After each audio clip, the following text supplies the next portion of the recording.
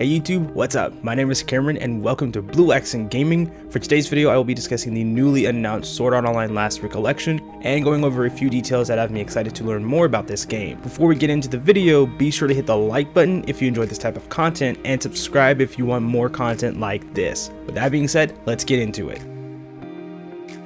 Alright, so the first tidbit of news we're going to cover today is that Last Recollection is a direct sequel to 2020's Alicization Lycoris. The story of Last Recollection follows the same story as it is in the anime. The story presented in Recollection is similar, although the timeline is different. Different scenarios will occur, such as Yushio being alive this time around during the final stress test. He was presented as a ghost or some form of data within the underworld, helping uplift Kirito. Another cool addition is that Cardinal is alive as well, and she will be leading the countermeasures in protecting the human realm from the Dark Territory and any other invaders that make their attack on the human realm. For me, this is very exciting as both these characters were killed off in the anime. I believe it will make for an interesting game having Yushio and Cardinal alive this time, seeing how the events turn out and whatnot.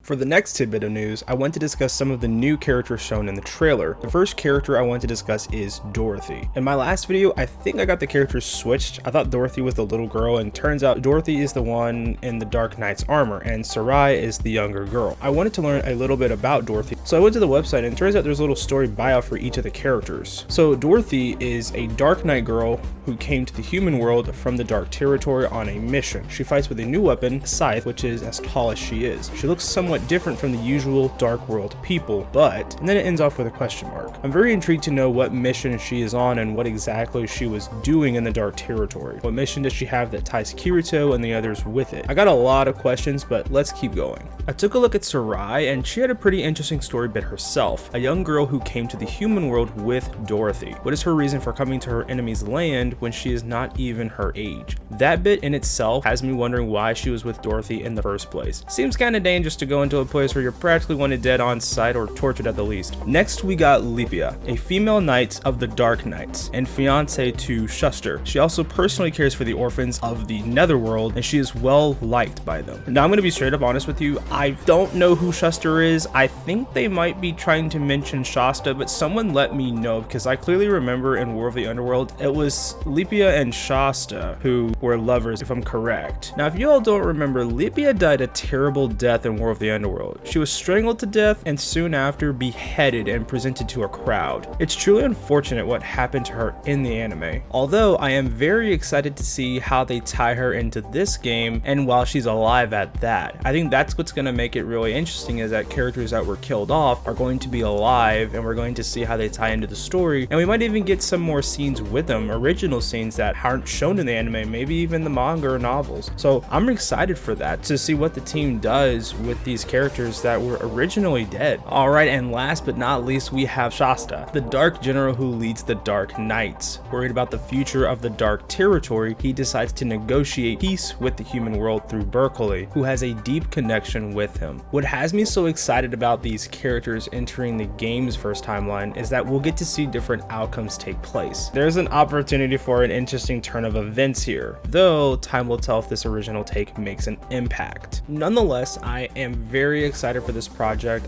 I did enjoy Lycoris in some cases. I thought the Lycoris' story was okay, you know. I really liked the introduction of Maidana, and I really did like the story in Lycoris personally. You know, everyone's got their own opinions and their own likes and dislikes, but I actually liked Lycoris' story for what it was. It was a good story about redemption, so I'm excited to see what they do with Last Recollection and how they go about that story. A more serious war at that, with the final stress test coming up, so I'm definitely excited for what they've got planned for Art Online Last Recollection.